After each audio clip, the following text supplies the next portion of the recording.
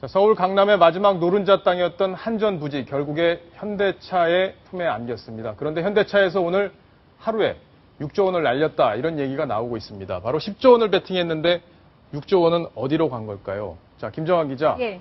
이게 무슨 얘기입니까? 왜 6조 원이 날아갔다는 거죠? 네, 전에 전쟁에서 삼성과 현대가 대결을 했거든요. 이 노른자 땅을 두고. 그런데 현대가 이겼습니다. 이 베팅을 한 게요. 현대차가 낙찰가가 10조 5,500억 원, 감정가는 3조 조금 3,346억 원이었는데 삼성의 입찰가는 4조 초반이었습니다. 자, 그러면 감정가가 3조 원대인데 10조 원을 썼다는 거는 이게 무슨 얘기죠? 그러니까 그 전의 전쟁이라고 아까 말씀드렸잖아요. 경쟁 측이었던 삼성을 굉장히 의식한 게 아닌가 뭐 이런 이야기도 나오는데요. 그 현대 측에서도 내부적으로 상당히 충격이 있었다고 합니다. 왜냐하면 평소에 정몽구 회장 같은 경우에는 그 효율성을 굉장히 중요시하는 어떻게 보면 좀 짠돌이 이미지가 있는데 이렇게 큰 돈을 던진 거예요. 생각보다 너무나 엄청난 액수였기 때문에 현대에 대해서도 충격이 상당했다고 하는데 그 100년 대계라고 하죠. 글로벌 비즈니스 센터를 이곳에 꼭 지어야 된다는 그 임원진 그리고 사주의 그 결심이 상당했다고 합니다. 자, 그러면 다시 한번 정리를 해볼게요. 원래 3조 원의 감정가였는데 이거를 삼성이 들어오니까 이 삼성이 들어오니까 이거 돈을 얼마큼 더 써내야지 우리가 낙찰을 받을까 고민을 하다가 결국에 10조 원까지 금액이 올라갔다. 네, 정 회장과 주변에 한두 명밖에 몰랐다고 하더라고요. 자, 그러면 결국에는 한전 입장에서는 노가 난 거고요. 현대차 입장에서는 엄청난 손실을 보게 됐다 이렇게 정리를 할 수 있는데 충격이 컸겠어요. 현대차 오늘 주가가 어떻게 많이 움직였습니까? 엄청나게 빠졌습니다. 엄청나게 떨어졌죠? 네, 그래서 지금 이 부분에 대해서도 그 웃는 쪽은 현대그룹 내에 건설사밖에 없는 거 아니냐. 그 자동차 업계라던가 다른 어떤 주식 같은 경우에는 좀 구체적인 거를 말씀드리면은요. 현대차, 기아차, 현대모비스 등 현대차 컨소시엄 기업의 주가가 급락을 했고요.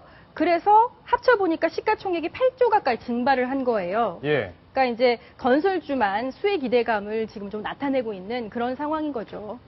그러게요. 이게 그 정도 돈이면 아까 6조 원 얘기했는데 소나타 승용차가 뭐 43만 대나 되는 가격이라고 하니까 뭐 현대차 입장에서는 엄청나게 돈을 허공에 날려버린 예를 들어 4조 5천억만 썼어도 지금 낙찰을 받는 건데 10조를 쓴 거니까요.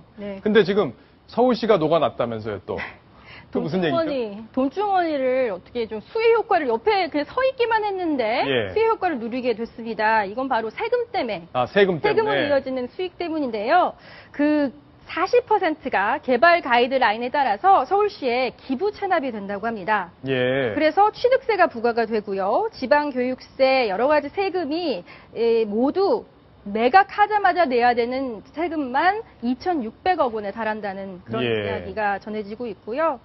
뭐 재산세까지 합치면 40억 원을 또 넘는 액수를 내야 되기 때문에 뭐 서울시는 가만히 앉아서 돈방석에 앉게 되는 그런 상황이 된 거죠. 자, 지금 정치권에서도 여러 가지 뭐 반응이 나왔을 것 같아요. 이게 잘 된 입찰이냐, 안 된 입찰이냐, 이게 나왔을 것 같은데 야당의 이야기를 한번 들어보겠습니다.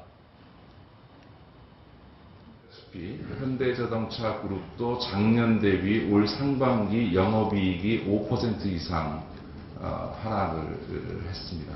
10조나 되는 돈을 땅 사는데 쓰는 대기업에게 이런 조세 감면 제도를 계속 유지하면서 서민들 보고는 세금 더 내라, 서민들에게 줬던 조세 감면을 축소하겠다라고 이야기하는 것이 제대로 된 정부냐, 정말 국민들이 묻지 않을 수 없다고 생각합니다. 어쨌든 오늘 입찰 결과로 가장 크게 피해를 본 게 주주들일 겁니다. 그래서 아마 주가도 굉장히 많이 빠졌을 텐데 황제 경영 이런 얘기가 또 도마에 오르지 않을까 그렇게 걱정이 됩니다. 자, 이번 소식 여기서 정리를 하겠고요.